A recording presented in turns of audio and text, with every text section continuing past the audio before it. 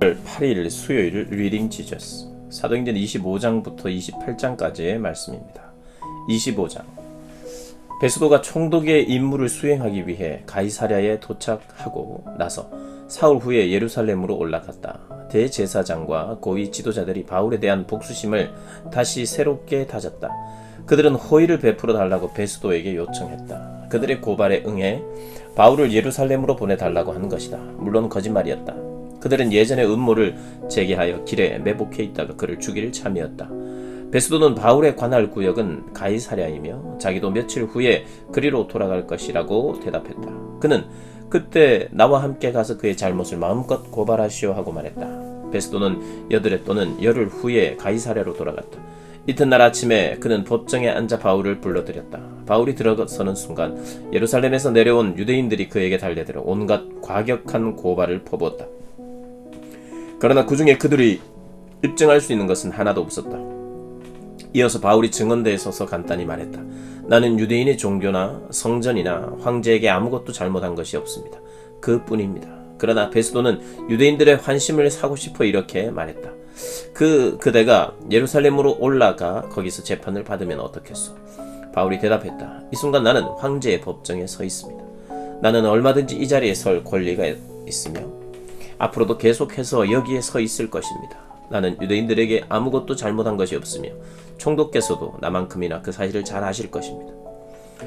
만일 내가 범죄를 저질러 사형을 받아 마땅하다면 기한을 정하십시오. 달게 받겠습니다. 그러나 저들의 고발이 사실 무근이라면 그렇다는 것을 총독께서도 아십니다. 아무도 저들의 터무니없는 수작을 따르라고 내게 강요할 수 없습니다. 여기서 이만큼 시간을 허비하는 것으로 충분합니다. 나는 황제에게 상소합니다.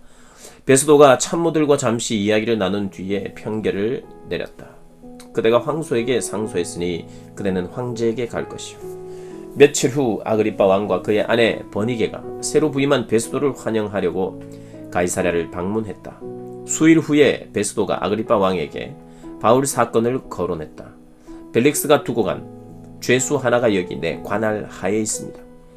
내가 예루살렘에 갔을 때 대제사장과 유대인 지도자들이 그를 고발하는 죄목을 잔뜩 대면서 내게 사형 선고를 내려주기를 바랐습니다. 나는 그들에게 우리 로마 사람들은 그런 식으로 하지 않는다고 말했습니다. 고발당했다는 이유만으로 사람을 판결하지 않으며 반드시 피고에게 원고와 대면의 자신을 변호할 기회를 준다고 말했습니다. 그래서 그들이 여기로 내려왔을 때 나는 곧바로 그 사건을 조사했습니다. 법정에 앉아 그 사람을 증언대에 세웠습니다. 원고들이 사정없이 그를 공격했으나 그들의 고발은 고작 자기네 종교와 피고가 살아있다고 주장하는 예수라 하는 죽은 사람에 대한 논쟁이었습니다. 나는 여기 새로 부임한 데다 이런 사건에 관련된 사항도 모르는 터라 그에게 예루살렘에 가서 재판을 받겠느냐고 물었습니다. 그는 거절하면서 최고 법정의 황제 앞에서 재판받기를 요청했습니다. 그래서 나는 로마에 있는 황제에게 그를 보낼 때까지 다시 수검에 두도록 명령했습니다. 아그리빠가 말했다. 내가 그 사람을 보고 그의 이야기를 들어보고 싶습니다. 좋습니다. 베스도가 말했다. 아침에 가장 먼저 불러드릴 테니 직접 들어보십시오. 이튿날에 가이사랴의 주요 인사들이 모두 대연 회장에 모였고 군 고위 장교들도 함께 왔다. 아그리빠와 버니게가 성대하고 위엄있게 입장해 자리를 잡았다. 베스도가 바울을 데려오라고 명령했다. 베스도가 말했다. 아그리빠 왕과 귀분 여러분, 이 사람을 잘 보십시오. 많은 유대인들이 예루살렘에서 시작해 이제는 여기서도 그를 없애달라고 나한테 청원했습니다. 그들은 더없이 맹렬하게 그의 처형을 요구했습니다. 내가 조사해보니 그는 아무 죄도 짓지 않았다는 판단이 섰습니다.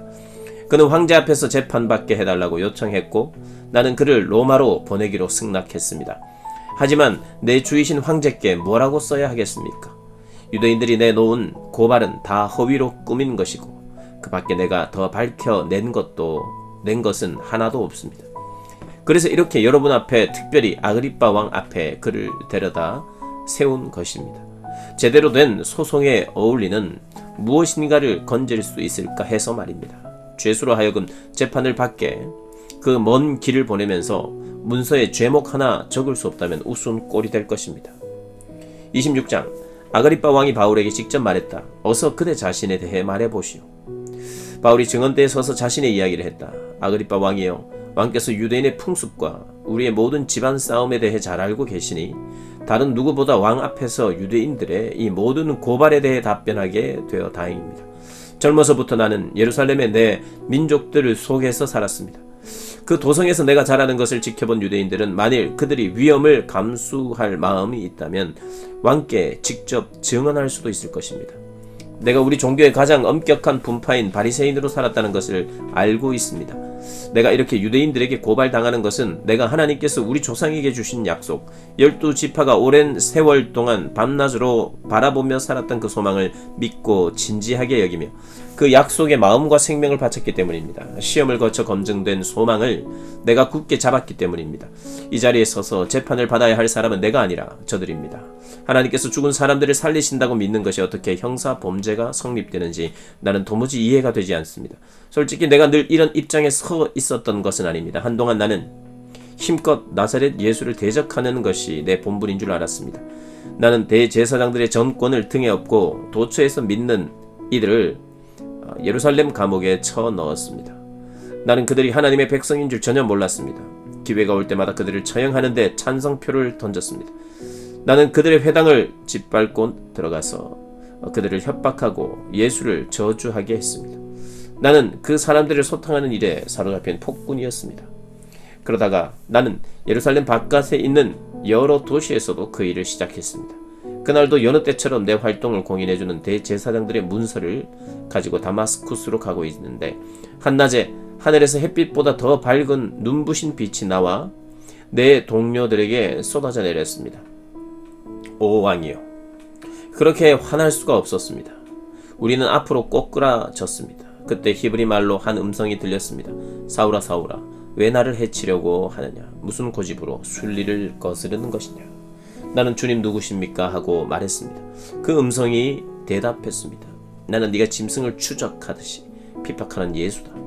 그러나 이제 일어나가라. 내가 너에게 맡길 일이 있다.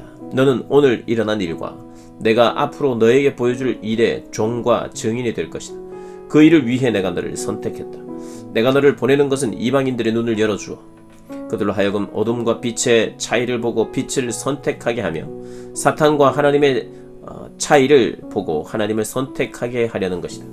내가 너를 보내는 것은 내가 그들의 죄를 용서하고 그들에게 내 가족의 신분을 주려는 것이다. 나를 믿어 참된 삶을 시작하는 사람들 속으로 그들을 초청하려는 것이다. 아그리빠 왕이여, 그러니 내가 어찌하겠습니까? 그런 비전을 두고 그냥 물러설 수는 없었습니다. 그 자리에서 나는 순종하며 믿는 자가 되었습니다. 나는 이 삶의 변화, 하나님께 전적으로 돌아서는 것과 그것이 매일의 삶에서 갖는 의미를 그곳 다마스쿠스에서 전하기 시작했습니다. 예루살렘과 인근 지역으로 거기서 다시 온 세상으로 나아갔습니다. 그날 유대인들이 성전에서 나를 붙잡아 죽이려고 한 것도 바로 온 세상으로 나아간 것 때문입니다. 저들은 하나님을 자기들한테만 묶어두려고 합니다. 그러나 하나님께서는 약속하신 대로 내 편에 서 주셨습니다. 내가 지금 이 자리에 서서 하는 말은 왕이나 어린아이나 할 것 없이 누구든지 들으려고 하는 사람에게 내가 들려준 이야기입니다. 그리고 이 모든 말은 예언자들과 모세가 그렇게 되리라고 한 것과 정확하게 일치합니다. 그것은 첫째로 메시아가 반드시 죽어야 하며 둘째로 그분이 죽은 자들 가운데서 살아나셔서 하나님을 모르는 사람들과 하나님을 경외하는 사람들 모두에게 하나님의 빛을 비추는 첫 번째 빛이 되리라는 것입니다. 베스도에게 이 말은 버거운 것이었다. 그는 큰 소리로 말을 잘랐다. 바울, 그대가 미쳤소. 책을 너무 많이 읽고 허공을 너무 오래 쳐다봤소. 그만 자중하고 현실 세계로 돌아오시오. 그러나 바울은 물러서지 않았다. 베스도 총독각하 정중히 아뢰입니다. 나는 미치지 않았습니다. 맑은 정신으로 똑바로 말하는 것입니다. 왕께서는 내가 무슨 말을 하는지 잘 알고 계십니다. 내 이야기 중에 왕께서 제정신이 아니라고 여길 만한 말은 하나도 없다고 확신합니다. 왕은 오래전부터 이 일을 다 알고 계셨습니다. 이 일은 아무도 모르게 벌어진 일이 아닙니다. 아그리빠 왕이여, 예언자들을 믿으시지 않습니까? 대답하지 않으셔도 믿으시는 줄 내가 압니다. 그러자 아그리빠 왕이 대답했다. 이대로 더 가다가는 네가 나를 그리스도인으로 만들겠구나. 바울이 결박된 채 말했다. 그것이 내가 기도하는 바입니다. 지금이나 나중이나 왕뿐 아니라 오늘 여기서 이야기를 듣는 여러분 모두가 나처럼 되기를 원합니다. 이렇게 결박된 것만 빼고 말입니다. 왕과 총독이 버니게와 참모들과 함께 일어나 옆방으로 가서 지금까지 들은 것을 두고 의논했다. 그들은 금세 바울이 무죄라는데 뜻을 같이 하며 말했다. 이 사람은 사형은 고사하고 감옥에 갇힐 만한 일도 한 적이 없습니다. 아그리빠 왕이 베스도에게 말했다. 황제 앞에서 재판받기를 요청하지만 않았어도 지금 당장 석방할 수 있었을 것입니다. 27장. 우리가 이탈리아로 항해할 준비를 마치자 바울과 다른 제수 몇이 친위대의 일원으로 율리오라는 백부장 감독하에 배치되었다. 우리는 아드라무테노에서 온 배를 올라탔다. 그 배는 에베소와 서쪽 항구로 향하는 배였다. 데살로니가 출신의 마게도니아 사람 아리스다고가 우리와 동행했다. 이튿날 우리는 시돈에 입항했다. 율리오는 바울을 아주 관대하게 대했다. 배에서 내려끄고 동료들의 환대를 받도록 허락해 주었다. 다시 뱃길에 오른 우리는 서쪽으로 불어오는 맞바람 때문에 키프로스 북동 해안을 바람막이 삼아 북쪽으로 항해했다. 그리고 다시 해안을 따라 서쪽으로 향하여 무라항에 닿았다. 거기서 백부장은 이탈리아로 가는 이집트 선박을 찾아 우리를 그 배에 옮겨 태웠다. 그런데 사나운 날씨를 만나 항로를 유지하기가 불가능했다. 갖은 고생 끝에 마침내 우리는 그레타 섬 남쪽 해안에 이르러 아름다운 항구에 닻을 내렸다. 우리는 이미 시간을 많이 허비했다. 추분이 이미 지났고 이제부터는 겨울에 폭풍우가 잦은 날씨여서 항해하기에 너무 위험했다. 바울이 경고했다. 지금 바다로 나갔다가는 재난을 당해 짐과 배는 말할 것도 없고 목숨까지 잃을 것입니다. 그러나 그것은 겨울을 나기에 적합한 항구가 못 되었다. 거기서 몇 킬로미터 떨어진 베닉스가 더 나았다. 백부장은 바울의 경고를 흘려 듣고 선장과 선주의 말을 쫓아 다음 항구로 향했다. 남쪽에서 미풍이 불어오자 그들은 순항할 줄로 생각해 닻을 올렸다. 그러나 바다에 나가기가 무섭게 악명 높은 북동풍이 맹렬한 기세로 몰아쳤다. 배는 완전히 그들의 통제를 벗어나고 말았다. 풍랑 가운데 떠나드는 나뭇잎 신세였다. 우리는 가우다라는 작은 섬을 바람막이 삼아 간신히 구명보트를 준비하고 도치를 내렸다. 그러나 모래, 톱에 바위가 많아 섬에 다가 가릴 수 없었다. 우리는 닻을 던져 겨우 표리를 맞고 바위에 부딪히는 것을 면할 수 있었다. 이튿날 다시 물결이 높아진 데다 폭풍우에 배가 큰 손상을 입어 우리는 배 밖으로 짐을 던졌다. 사흘째 되는 날에는 선원들이 장비와 식료품까지 내던져 배를 좀 더 가볍게 했다. 해와 별을 보지 못한 지 벌써 여러 날이었다. 바람과 파도가 사정없이 우리를 때렸고 우리는 구조되리라는 희망마저 잃고 말았다. 식욕도 삶의 의욕도 잃어버린 지 오래될 즈음에 바울이 우리 가운데 서서 말했다. 여러분이 그레타에서 내 말을 들었다라면 이 모든 고생과 시련을 피할 수 있었을 것입니다. 그러나 지금부터 상황이 호전될 테니 지난 일에 연연할 것 없습니다. 우리 가운데 단 한 사람도 물에 빠져 죽는 일은 없을 것입니다. 하지만 배도 무사할 것이라고는 말 못하겠습니다. 배는 파손할 것입니다. 지난밤에 내가 섬기는 하나님의 천사가 내 곁에 서서 말했습니다. 바울아, 포기하지 마라. 너는 장차 황제 앞에 설 것이다. 너와 함께 항해하는 사람들도 모두 무사할 것이다. 그러니 사랑하는 친구 여러분, 용기를 내십시오. 나는 하나님께서 내게 말씀하신 그대로 행하실 것을 믿습니다. 그러나 우리는 한 섬에 난파될 것입니다. 10나흘째 되는 날 밤에 우리는 아드리아 해 어디쯤에서 표류하고 있었다. 자정 무렵에 선원들은 배가 육지 가까이로 다가가고 있음을 직감했다. 수심을 재어보니 약 40m였다. 잠시 후에는 약 30m였다. 그들은 배가 자초될까 두려워 닻을 4개 내리고 어서 햇빛이 나기를 빌었다. 선원들 가운데 몇 사람이 배에서 탈출하려고 했다. 그들은 뱃머리에서 닻을 더 내리는 척 하면서 구명보트를 내렸다. 바울이 그들의 속셈을 꿰뚫어 보고는 백부장과 병사들에게 말했다. 이 선원들이 배에 남아있지 않으면 우리는 다 빠져 죽을 것입니다. 그러자 병사들이 구명보트에 줄을 끊어 그냥 떠내려가게 했다. 동틀 무렵 바울이 사람들을 모두 불러 모아 아침 식사를 권했다. 우리가 음식 없이 지낸 지 벌써 10나흘이 되었습니다. 아무도 음식 생각이 없었습니다. 하지만 이제 뭘 좀 먹어야 합니다. 기력이 있어야 구조도 되지 않겠습니까? 여러분은 상처 하나 입지 않고 여기서 벗어날 것입니다. 그는 빵을 떼어 하나님께 감사하고 모두에게 돌렸다. 다들 실컷 먹었다. 모두 276명이었다. 사람들이 다 배부르게 먹고 남은 곡식은 바다에 버려 배를 가볍게 했다. 날이 밝았으나 아무도 그 땅이 어디인지 알아보지 못했다. 그때 근사한 해안이 펼쳐진 만이 눈에 들어왔다. 그들은 해안가에 배를 대기로 하고 밧줄을 자르고 키를 풀어 돛을 올리고 순풍을 받아 해안으로 향했다. 그러나 뜻대로 되지 않았다. 아직 해안가로부터 꽤 먼데 배가 암초와 충돌에 부서지기 시작했다. 병사들은 죄수들이 헤엄쳐 탈출하지 못하도록 그들을 죽일 작정이었다. 그러나 백부장이 바울을 구하기 위해 병사들을 막았다. 그는 누구든지 헤엄칠 줄 아는 사람은 물속으로 뛰어들어 헤엄쳐가고 나머지 사람들은 나무 조각을 붙잡으라고 명령했다. 다들 무사히 해안에 닿았다. 28장 인원을 점검해보니 모두가 무사했다. 우리가 있는 곳이 몰타 섬이라는 것을 알았다. 그곳 원주민들이 우리에게 특별히 친절을 베풀어 주었다. 비가 오고 날이 추워서 우리가 흠뻑 젖자. 그들은 큰 불을 피우고 그 주위에 우리를 모이게 했다. 바울도 힘껏 거들기 시작했다. 그가 나뭇가지 한 다발을 모아다가 불에 넣자 불 때문에 깨어난 독사가 그의 손을 물고 놓지 않았다. 원주민들은 바울의 손에 매달린 뱀을 보고 그가 살인자에서 응분의 벌을 받는 것이라고 단정했다. 바울은 손을 털어 뱀을 불 속에 떨어버렸다. 그는 물리기 전과 다름없이 멀쩡했다. 그들은 그가 급사할 것으로 예상했다가 그런 일이 일어나지 않자 이번에는 그가 신이라고 단정했다. 그 섬의 지역 주장은 보블리오였다.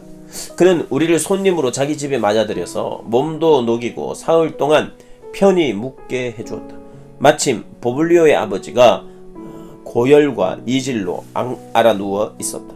바울이 노인의 방에 들어가서 안수하고 기도하자 그 병이 나았다. 그가 나았다는 소식이 순식간에 퍼졌고 이내 그 섬에 병든 자들이 와서 고침을 받았다. 우리는 몰타에서 석 달 동안을 아주 잘 지냈다. 그들은 우리를 극진히 대접해 주었다. 모든 쓸 것을 채워주고 남은 여정에 필요한 장비까지 챙겨주었다. 그곳 항구에서 겨울을 난 이집트 선박이 이탈리아로 떠날 준비가 되었다. 우리도 그 배에 올랐다. 그 배의 머리에는 쌍둥이 자리, 곧 천상의 쌍둥이가 조각되어 있었다. 배는 수라쿠사에 사흘 동안 정박해 있다가 해안을 따라 레기온으로 올라갔다. 이틀 후에 우리는 남풍을 힘입어 나폴리만에 입항했다. 거기서 우리는 그리스도인 동료들을 만나 일주일 동안 함께 지냈다. 그 후에 우리는 로마로 갔다. 로마의 동료들이 우리가 온다는 소식을 듣고 마중을 나왔다. 그 가운데 한 무리는 아피온 광장까지 나갔고 다른 무리는 세막사라는 곳에서 우리를 맞이했다. 짐작하듯이 그것은 감정을 주체할 수 없는 만남이었다. 바울은 찬양이 흘러넘쳐 감사의 기도로 우리를 인도했다. 우리가 로마에 들어가자 그들은 바울이 그를 지키는 병사와 함께 개인 숙소에서 생활하게 해주었다. 사흘 후에 바울은 유대 지도자들을 불러 모아 자기 집에서 모임을 가졌다. 그가 말했다. 예루살렘의 유대인들이 혐의를 날조해 나를 체포했고 나는 로마 사람들의 손에 수감되었습니다. 분명히 말하지만 나는 유대인의 율법이나 관습에 어긋나게 행동한 것이 전혀 없습니다. 로마 사람들은 혐의 내용을 조사해 사실 무근인 것이 밝혀지자 나를 풀어주려고 했습니다. 그러나 유대인들이 맹렬히 반대해서 나는 어쩔 수 없이 황제에게 상소했습니다. 내가 그렇게 한 것은 그들의 잘못을 고발하거나 로마를 상대로 우리 민족을 곤란에 빠뜨리려는 것이 아닙니다. 그런 문제라면 우리는 이미 겪을 만큼 겪었습니다. 나는 이스라엘을 위해 그렇게 했습니다. 오늘 내가 여러분에게 이 말을 들려주는 것은 내가 이스라엘의 적이 아니라 이스라엘 편임을 분명히 하려는 것입니다. 내가 여기 잡혀온 것은 멸망이 아니라 소망을 위해서입니다. 그들이 말했다. 우리는 아무한테도 당신에 대해 경계하는 편지를 받지 못했습니다.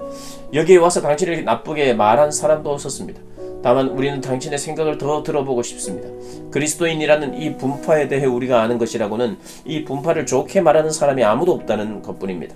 그들은 시간을 정했다. 그 날이 되자 그들이 많은 친구들과 함께 바울의 집에 다시 모였다. 바울은 아침부터 저녁까지 온종일 그들에게 하나님 나라에 관한 모든 것을 설명했다. 그리고 모세와 예언자들이 예수에 대해 기록한 것을 짚어가며 그들 모두를 힘써 설득했다.